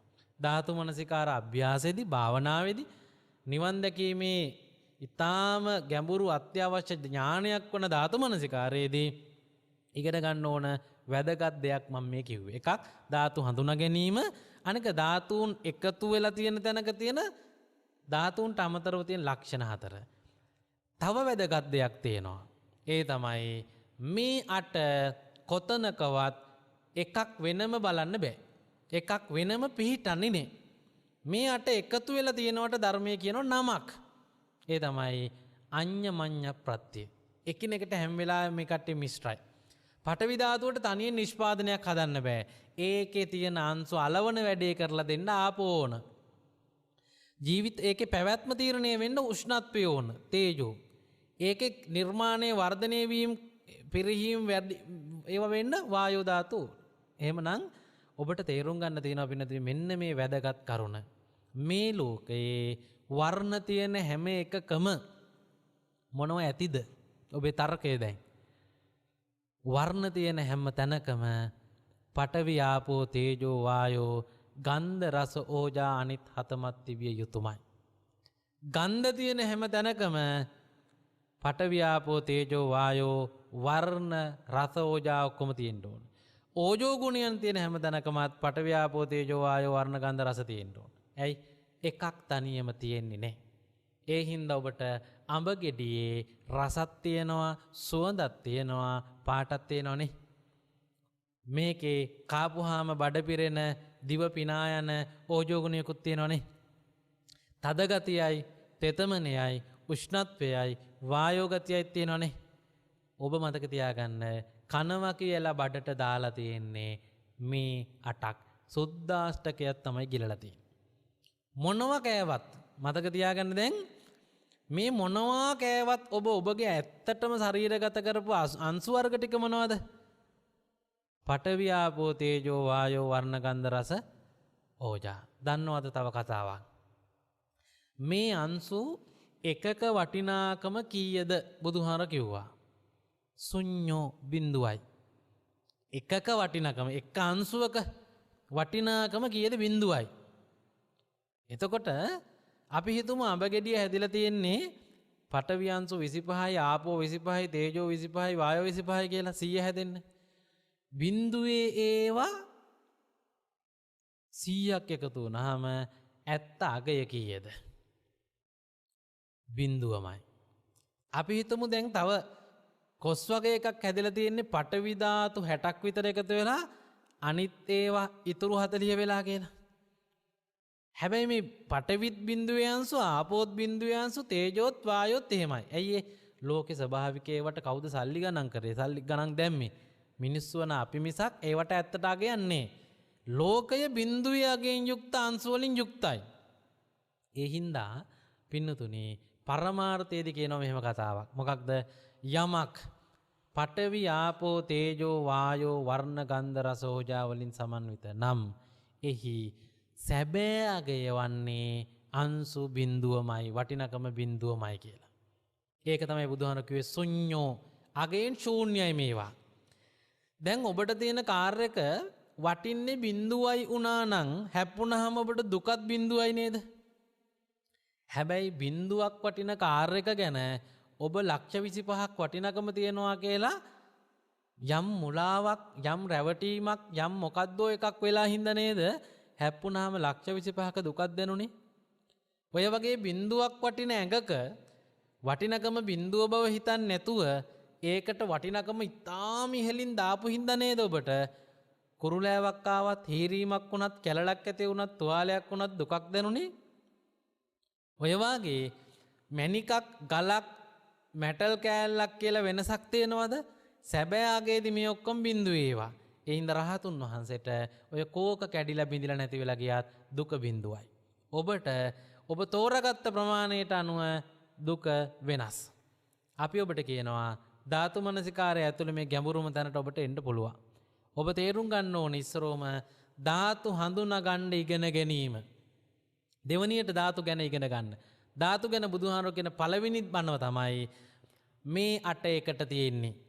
පඨවි ආපෝ තේජෝ වායෝ වර්ණ ගන්ධ රස ඕජා එකට තියෙන්නේ. ඒ හින්දා ඔය එකක් හරි තියෙන හැමතැනක්ම මොකක්වත් වෙන බඩුවක් නෙමෙයි ඒ පඨවි ආපෝ තේජෝ වායෝ වර්ණ ගන්ධ රස ඕජා තියෙන 8ක් සුද්ධාෂ්ටකයක්. එහෙමනම් ඔබ තේරුම් ගන්න ඕන මේ පොදු කතාව මොකක්ද? ඇහැට පේන ඔක්කොම සුද්ධාෂ්ටක. ඇයි වර්ණ තියෙනවා. සැකනම් බලන්න. ඇහැට පේනවා මේ කෝප්පේ අල්ලලා බලන්න අහු වෙනවද? පටවිත් තියෙනවා. බලන්න කඩලා කැඩෙනවද? ඔව් වෙන් වෙනවා. ආපෝත් තියෙනවා. බලන්න අල්ලලා සීතල උෂ්ණ ඔව් තේජෝත් තියෙනවා. බලන්න ඒකේ සුවඳ නැද්ද? බලන්න ඒකේ රසක් නැද්ද? බලන්න ඒකේ මොකක් හරි හයියක් වටිනකමක් පිපාසය නිමන්න පුළුවන් ගතියක් මොකක් හරි එකක් ඒකේ තියෙන ගුණයක් ප්‍රයෝජනයක් මොකක් හරි ඒක ඕජෝ ගුණය. නේද? ගොඩක් දෙනෙක් ඕජෝ කිව්වම කන දේවල් වලට විතරක් තියෙන ශක්තිය එකක් කියලා හිතන්නේ. ඒ අපි අහලා තියෙන්නේ ඕජස් කියලානේ. නමුත් මේකේ ඕජෝ කියලා කියන්නේ නිෂ්පාදනයක පඨවි ආපෝ තේජෝ වායු එකතු වීමෙන් ඒට හටගත් කිසියම් ගුණයකට වර්ණ ගන්ධ රස කියන ගුණ තුනට අමතරව තියෙන අනිත් ඕනෑම ගුණයක් හඳුන්වන පොදු නම ඕජෝ ගුණය කියලා තමයි ධර්මයට අනුව තේරුම් ගන්න වෙන්නේ. ඒ අනුව පින්නතුනේ බලන්න නහයට ගෝචරය වනේ ගන්ධය ගන්ධ තියෙන ඔක්කොගේම පඨවි ආපෝ තේජෝ වායෝ වර්ණ රස ඕජා තියෙනවා. ඊළඟට දිවට ගෝචර රස තියෙන ඔක්කොම එහෙමනම් සුද්ධාෂ්ටක. ඊළඟට ඇඟට ගෝචර ස්පර්ශ කනට ගෝචර ස්පර්ශයේ සියුම් අවස්ථාවක්. මනසට ගෝචර ස්පර්ශයේ සුකුමම අවස්ථාවක්. මේ ඉන්ද්‍රිය හයට ගෝචර මොනවද? වර්ණ ගන්ධ රස ඕජා. එච්චරයි ලෝකේ තියෙන්නේ. මතක තියාගන්න. අපිට බුදුහාමුදුරුවෝ කියනවා මේ ඉන්ද්‍රියන්ට ගෝචර අරමුණු මොකක් ගෝචර වුණත් ඔබට තේරුම් ගන්න පුළුවන් නම් ධාතු මත්තකෝ නිස්සත්තෝ නිජ්ජීවෝ ශුඤ්ඤෝ කියලා. ඔබ දුකින් මිදිච්ච සැපෙන් බර වෙච්ච නිවන් දැකපු ප්‍රශ්න වලට අහු වෙන්නේ නැති දිනපු කෙනෙක් කියලා. හැබැයි ඔබට බැයි නම් එහෙම තේරුම් ගන්න එක ඔබ තේරුම් ගන්නේ කොහොමද? වස්තුවක් පුද්ගලයෙක් වටිනා එකක් මගේ කරගත හැකි එකක් කියලා. අන්න අවිද්‍යාව. නේ? එතකොට මේ තනින් ගැලවෙන්න එකපාරට බෑ. හැබැයි ඉක්මනින් පුළුවන්. අද බැරි වුණාට ළඟදිම පුළුවන්. ළඟදි පුළුවන් වෙන්න නිකන් ඉඳලා හරියන්නේ වැඩ කරන්න. අභ්‍යාසය කරන්න. ඔබ බඩු 100ක් 200ක් 300ක් 1000ක් 2000ක් 10000ක් තහවුරු කරගන්නකොට ඔබේ දැනුම පිළිගයි. ඔබට පේන හැම එකම සුද්ධාෂ්ටක තමයි කියලා. ඒවට සම්මුතියේදී එක එක්කනයි කරලා තියෙන බොරු වැඩ බලන්නකෝ. මේ සුද්ධාෂ්ටක වලට තමයි සම්මුතියේදී පින්නතුනි අපි මොකක් හරි නමක් දාන්නේ. ඇයි ඒ sannivedana අවශ්‍යතාවය තමයි ඉස්සර තිබුණ එක. පස්සේ මේක වෙන වෙන අවශ්‍යතාවලට දැන් අද පාවිච්චි වෙනවා. ඉස්සර ඕනුනේ බඩු වලට නම් කියන්නේ ඇයි? පණිවිඩ කියා ගන්න. කැලේ ගියේ මිනිස්සයාට දැක්ක එක එළිය කෙනාට කියා ගන්න විදිහක් තිබුණේ දෙන්නම පිළිගන්න හැඩයක් ඇඳා. එහෙම තමයි මේ සංඥාවේ. මතක තියාගන්න පින්නතුනේ එකම කැලේ ගහකටවත් නමක් තිබුණේ නැහැ ඉස්සර. එකම කැලේ ගහකටවත් අදටත් දන්නේ නැහැ කැලේ ඉන්න මිනිස්සු නම්. ඒ කට්ටිය දන්නේ ගහ මොකක් කර විදිහකට මිසක් ගහට නමක් දන්නේ නම මේ ලෝකේ ඉන්න අපේ වැඩක්. නේද? එකම කැලේ තියෙන ගහකටවත් ගෝත්‍රිකයෝ වෙන වෙනම වටිනකම් දාලා තිබ්බේ නැහැ. හැම ගහකටම දාලා තිබ්බේ සම වටිනකමක්. සත්තුත් එහෙමයි. හැබැයි එළියේ ඉන්න අපි ගස්වල විකුණ ගන්න පුළුවන් ගස්වලට වැඩි වටිනකමක් දානවා. වටිනකම අපේ වැඩක්. නේ? හැබැයි ඇත්තාගේ බිඳුවයි කියලා ධර්මයේ කියන්නේ. මතක තියාගන්න ශූන්‍යයි කියලයි ධර්මයේ පැහැදිලිව පින්නතුනි සඳහන් වෙලා තියෙන්නේ. නේද? ඒ විදිහට මෙන්න මේ කාරණා ටික. නම අගය ඊළඟට අයිති කරගන්න විදිහක් මිනිස්සු හැදුවේ. මේ ලෝකෙ මිනිස්සු තමයි හැදුවේ සල්ලි දීලා ගන්න පුළුවන්. පරම්පරාවෙන් ආවම අයිති වෙනවා. අර විදියට වුණාම මෙහෙම වෙනවා. අර විදියට පැවුණාම මෙහෙම වෙනවා කියලා අයිතිය කියන්නේ පට්ටපල් පචයක් බොරුවක්. අයිතිය තන්නිකරම බොරු නිර්මාණයක්. ඒක ඇත්ත තමයි ධාතු මනසිකාරයේදී පින්නතුනි තහවුරු වෙන්නේ. ඔබ එය තේරුම් ගන්න. නේද? ධාතු මනසිකාරයේ විකාශනයක් තියෙනවා. ධාතු මනසිකාරයේ ප්‍රඥාවක් තියෙනවා. ධාතු මනසිකාරයේ නිවා වෙන්නේ නිවනින්. මතක තියාගන්න මම ඒ පිළිබඳ ඉගියක් විතරයි මේ ඔබට ලබා දෙන්නේ. ඔබ විසින් මේ කරනකොට ඔබට තේරෙන්න ඕන ඒවා තමයි මම මේ කියන්නේ. මා නොකිය යුතු ටිකක් තමයි මම මේ ඔබට කියන්නේ. ඔබට තේරෙන්නට ඕන ටිකක් තමයි මේ කියන්නේ. ධර්මයේ ඊටාම පැහැදිලිව කියනවා ධාතු මත්තකෝ නිස්සත්තෝ නිජ්ජීවෝ ශුඤ්ඤෝ. මේ ලෝකයේ ධාතු මාත්‍රයක් විතරයි ඇත්තටම. ඒකේ අගයේ බිඳුවයි. මම ඒක තේරුම් ගන්න ඔබට උදාහරණයක් කිව්වේ. එක අංශුවක වටිනකම බිඳුවයි. මේ 100 හැදෙන්නේ කොච්චර ප්‍රමාණ මාරු වෙලා වුණත් ටෝටල් එක අන්තිමට බිඳුවයි. පටවි අංශු 99ක් එක්ක අනිත් හතරම තියෙන්නේ දශම ගණන් වලින් වුණත් එකතුව බිඳුවයි. මේකේ අංශු වල එකතුව ලක්ෂය වුණත් එකතුව බිඳුවයි. මොකද බිඳුව ගුණ කිරීම, බිඳුව එකතු කිරීම බිඳුවම නිසා.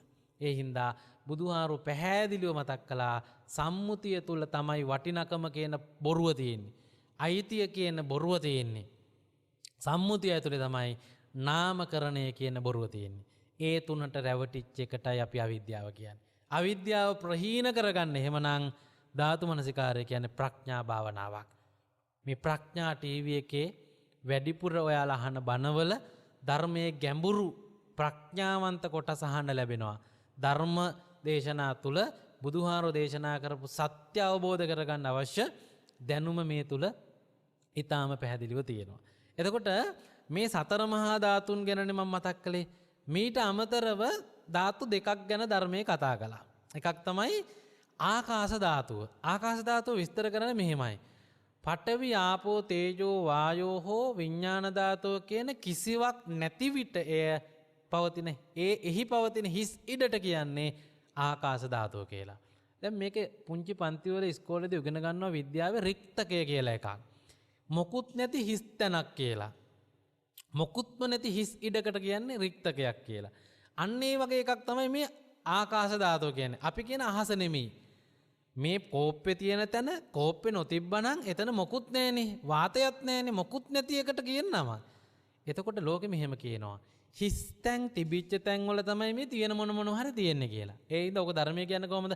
ආකාශ ධාතුව මත සතර මහා ධාතුන් එකතු වී නිර්මාණ සකස් වී ඇත කියලා.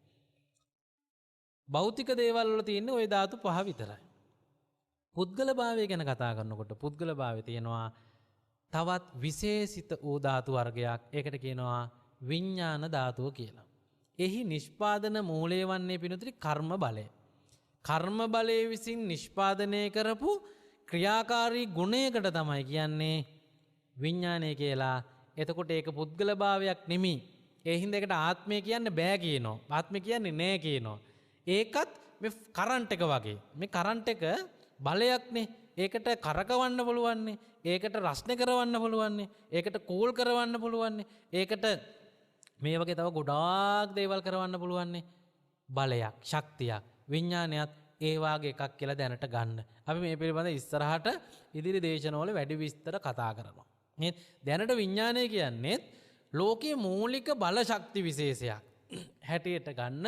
එහෙම ගත්තම ඔබට තේරෙනවා පුද්ගලයා කියන්නේ ධාතු 6ක වේගවත් ක්‍රියාකාරීත්වයක් කියලා. මේක තමයි බුදුදහමේ කියන්නේ. පුද්ගලයා යනු ධාතු මත්තකෝ ධාතු මාත්‍රයක් පමණි. මොනවද ධාතු? පඨවි ආපෝ තේජෝ වායෝ මේ විඥාන කියන ක්‍රියාබල වේග ශක්තිය සහ හිස් තැන් කියන හිස් ඉඩ කියන ආකාශ ධාතු. හරියට වාහනයක් උයි මිනිහෙකුයි එක වාගේ. වාහනයකත් බඩු ගොඩාක් තියෙනවා, පව එකක් දෙනවා, ස්ටාර්ට් කරාට පස්සේ වැඩ කරනවා. එතකොට වැඩ ගොඩාක් තව වෙනවා. ඒ වගේ තමයි ඔබේ ඇඟත්. ඔබේ භෞතික ශරීරයක් තියෙනවා, ක්‍රියාත්මක කරන බලවේගයක් වුණ විඥානය කියන එක තියෙනවා. ඕක තියෙනකම් මැරෙනකම් ඔයාලත් එක ඒවා පින්නතුනි කරන්න පුළුවන් කට්ටිය වෙලා ඉන්නවා. ඔය වැඩ පොදුවේ අපි වැඩ 6කට බෙදලා තියෙනවා. බලන්න පුළුවන්, රස බලන්න පුළුවන්, අහන්න පුළුවන්, ගඳ සුවඳ බලන්න පුළුවන්, ස්පර්ශ දැනගන්න පුළුවන්, හිතන්න පුළුවන් කියලා. ඔය 6ට අදාළව වැඩ කෝටි ගාණක් ඔයාලා නම් කරගෙන තියෙනවා. මතක තියාගන්න මේ ඔක්කොම මම කරනවා කියලා ගැනීම දෘෂ්ටිගතිකයි, මායා සහගතයි, අවිද්‍යාවෙන් යුක්තයි. ඒ ඔක්කොම ධර්මයේ කියනවා ධාතු ක්‍රියාකාරීත්වයක් පමණයි කියලා ගන්න පුළුවන් දවසක් හදාගන්නලු. ඒ සම්මුතිය තුළ තියෙන මිත්‍යාවෙන් ඔබ බේරුණාම ඔබට මේ ඔක්කොම සරල සිද්ධියක්.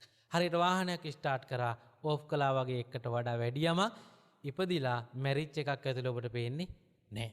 වාහනයක් ඕෆ් කරලා තියෙනවා වගේ තමයි නිදාගෙන ඉන්න වෙලාව කියලා ඔයාට දැනේ. වාහනයක් ආය ගොඩ ගන්න බැරිවම කැඩුන වගේ තමයි මැරුණා කියලා හිතේ. නේද? ඒ නිසා මෙන්න මේ කාරණා ටික ඉතා හොඳින් ඔබ හිතට ගන්න. ධාතු මනසිකාරය වඩන්න ඕන මේ කරුණු වැඩෙන්න. අට්ඨාරස ධාතු හැදෙන්නෙත් මෙහෙමයි. මේ ධාතු ටිකෙන්මයි. කොහොමද? ඇහැ කන නාසය දිව ශරීරය මනස කියන්නේ මේ සතර මහා ධාතුන්ට. එහෙම නැත්නම් සුද්ධාෂ්ටක වලට. රූප ශබ්ද ගන්ධ රස ස්පර්ශ කියන්නේ, සිතුවිලි කියන්නේ, ධර්මාරම්මන කියන්නේ මේ පඨවි ආපෝ තේජෝ වායෝ වලම සුක්කුම රූප වලට. දැන් ඇහැට පේනේවනේ වර්ණ කියන්නේ. ඔය වගේ කනට ඇහෙන ඇඟේ ගෑවෙන ධාතු ටිකක් තමයි අපි ඒ හඬ කියලා තියෙන්නේ. විටක එකටම මේ හතර පහම කියනවා. බලන්න, බුලත් කොලයක් අරගෙන ඇහෙන් බලලා කියනවා රූපයක්. නහයෙන් විඳලා කියනවා ගන්ධයක්. ඇඟේ ගාවගෙන කියන ස්පර්ශයක්. නාසයට දිවේ ගාවගෙන කියනවා රසයක්. ඕන්නම් ඒක පොඩි කරලා කියන්න පුළුවන් ශබ්දයක්. ඇස් වහගෙන ওই පහෙන් මොකක් මතක් කරත් කියන්න පුළුවන් ධර්මාරම්මණයක්. හැබැයි මේ හැම වෙලේම මේක සුද්ධාෂ්ටකයක්. මේක පඨවි ආපෝ තේජෝ වර්ණ ගන්ධ රස ඕජා එකතුවක්. මේකේ බිඳු යගයක් තියෙන. මේක ක්‍රියාත්මක වෙන ක්‍රියාකාරීත්වයක් තියෙනවා. ඒ ක්‍රියාකාරීත්වයත් මම සරලව මතක් කරොත් මේ වෙලාවේ ධර්මයේ ධාතු ක්‍රියාත්මක වෙන ක්‍රමවේදයක් තියෙනවා. වෙනතුනේ මෙන්න මෙහෙමයි කියන්නේ. වැඩි තැනෙන් අඩු තැනට ධාතු මාරු වෙන එක තමයි ලෝකේ තියෙන ධාතු ක්‍රියාකාරීත්වය පිළිබඳ එකම න්‍යායය.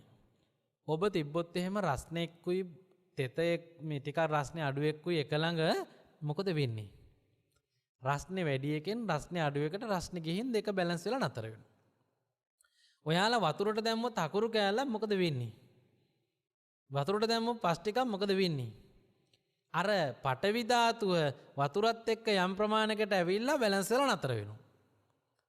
ඔය වගේ ඕනම තැනක ධාතුන් හුවමාරු වීම සිදු වෙන්නේ ඉබේ පින්නතුනි.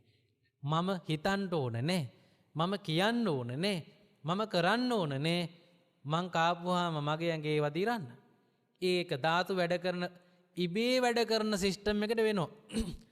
ඒ වගේ එළියේ තියෙන බඩු අවුවට අහු වෙනවා නම්, වැසට අහු වෙනවා නම්, හුළඟට අහු වෙනවා නම් ඉක්මනට දිරනවා. අපි ඒවා පාලනය කරලා නම් ටිකක් කල් තියෙනවා. ඔබ හිතුවට නොදිරාවා කියලා නොදිරා ඉන්නේ. ඒවා ක්‍රියාත්මක වෙන්නේ මේ ක්‍රියාකාරීත්වයට. මෙන්න මේ ක්‍රියාකාරීත්වයට පින්නතට කියනවා රුප්පන ක්‍රියාකාරීත්වය කියලා. රුප්පන ක්‍රියාකාරීත්වය. රුප්පණය කියන්නේ මොකක්ද? ධාතුන් ගනුදෙනු කිරීම. ධාතුන් ගනුදෙනු කිරීමේට ප්‍රතිඵලයක් තියෙනවා. ඔබ ධාතු මනසිකාරය වඩනකොට මේක පේනවා, දකින්න, ඔබට බලන්න පුළුවන්.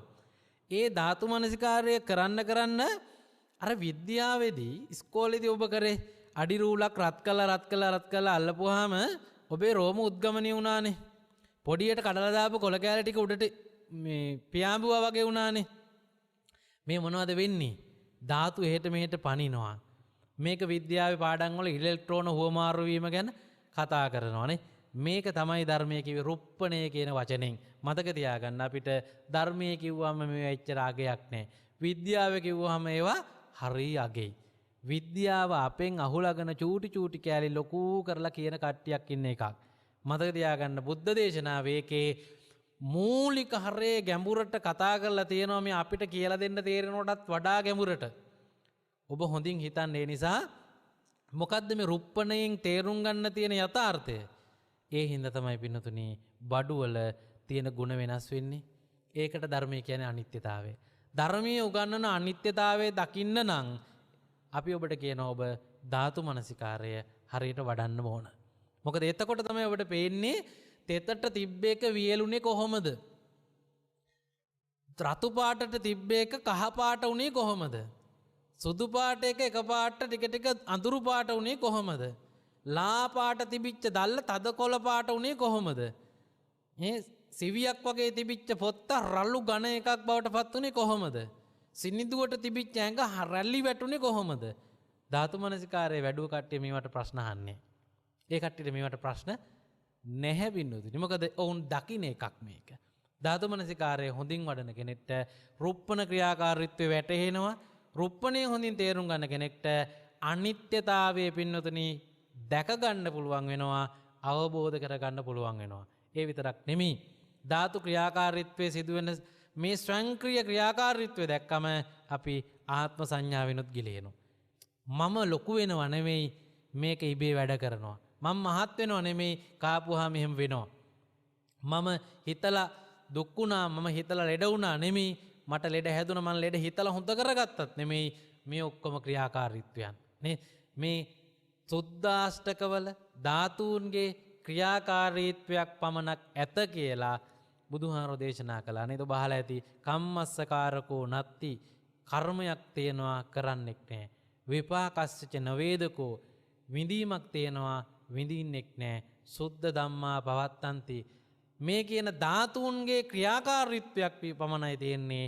මමත්වයේ මිත්‍යාවක්, ආත්ම සංඥාව බොරුවක්, මෙහි විඳින්නෙක් හෝ කරන්නෙක් නෑ කියලා තමයි රහත් වෙනකොට තේරෙන්නේ කියලා කියනවනේ නේද? ඒ නිසා ඒ රහත් වීම දක්වා යන්න ලෝකේ තේරුම් ගන්න ඕන කාරණා ටිකක් නේ අනිත්‍ය දුක්ඛ අනාත්ම. ලෝකේ තේරුම් ගන්න ඕන කාරණා ටිකක් නේ ආස්වාද ආදීනව නිස්සරණ හිස් බව අනර්ථය. අර මං කිව්වේ බඩු වල හංගලා තියෙන ඇත්ත තේරෙන්න ඕන කියලා. ඔය සියල්ල තේරුම් ගන්න පිනදුනේ ධාතු මනසිකාර්යය තරම් උතුම් වූ කර්මස්ථානයක් නැහැ. මේ ගැන තව පැය ගාණක් කියන්න කරුණු තියෙනවා. මේ ගැන තව පැය ගාණක් හිතන්න දේවල් තියෙනවා. නමුත් අපට નિયમિત කාලයක් තුල මේ දේශනාව නිමා කරන්න ඕන නිසා මේ සද්ධර්ම දේශනාව ඔබට විමුක්තිය පිණිසම කල්යාණ මිත්‍රයෙක් වේවා කියන ප්‍රාර්ථනාවෙන් අපි නිමාවට පත් කරනවා. මෙම උතුම් සද්ධර්ම දේශනාවේ පින්බර දායකත්වයේ දරන්නට යෙදුනේ බණ්ඩාරවල උතුරු කැබිල්ලවල ගැමුණු මාවතේ අංක 43B නිවසෙහි පදිංචි තිලකා දිසානායක මහත්මිය, ආර්යවතී දිසානායක මහත්මිය ඇතුළු පවුලේ සියලු දෙනා විසින් බොරලන්ද සුනිමල් නිවසේ පදිංචිව සිට 2019 වර්ෂයේ ජූලි මාස 25 වන දින පරලෝ සැපත් කුලවතී දිසානායක වැඩිමහල් සහෝදරිය, මියගිය දෙමව්පියන් වන ඩී.එච්. අප්පුහාමි පියාණන් සහ එස්.එම්. ඩිංගිරිමැණිකා ආදරණීය මෑණියන් ඇතුළු මියගිය සියලුම පින් අවශ්‍ය ඥාතීන්ට මේ පින් ලැබේවා. මේ පින් අනුමෝදන්ව භවගාමී ජීවිතය සුවපත් භාවයට පත්වෙත්වා, අවසන උතුම් අමා මහ නිවනින් සැනසෙත්වා කියලා ප්‍රාර්ථනා කරමු. ඒ වගේම කල්යාණ මිත්‍ර අපගේ ගෞරවනීය ස්වාමින් වහන්සේටත් මේ සසුන් කෙත අස්වද්දන්නට නිදුක් නිරෝගී සුව සම්පන්නිය ලැබේවා. මෙම සද්ධර්ම දේශනාවේ පින්වත් දායකත්වයේ දරන තිලකා මහත්මිය, ආර්යවතී මහත්මිය තුලි පවුලේ සැමටත් නිදුක් නිරෝගී සම්පන්නිය චිරජීවනයේම වේවා. ලෝකවාසී සියලු සත්වයන්ට උතුම් නිවන් පිණිසම මෙම සද්ධර්ම දේශනාව ආශිර්වාදයක් වේවා කියා ප්‍රාර්ථනා කරමු. සියලු සම්‍යක් දෘෂ්ටික දෙවි දේවතාවුන්ටත් මේ පින් ලැබේවා. මේ පින් අනුමෝදන්ව සුවපත් භාවයටපත් වේවා. අවසන දෙවියෝ උතුම් අමා මහ නිවනින් සැනසෙත්වා කියලා දෙවියන්ට පින් දෙමු. ආකාසට්ටා ච බුම්මට්ටා දේවා නාග මහිද්దికා පුඤ්ඤන්තං අනුමෝදිත්වා චිරන් රක්칸තු ශාසනං චිරන් රක්칸තු ධම්ම දේශනං චිරන් රක්칸තු මං පරන්ති. දේශක්ඛයෝ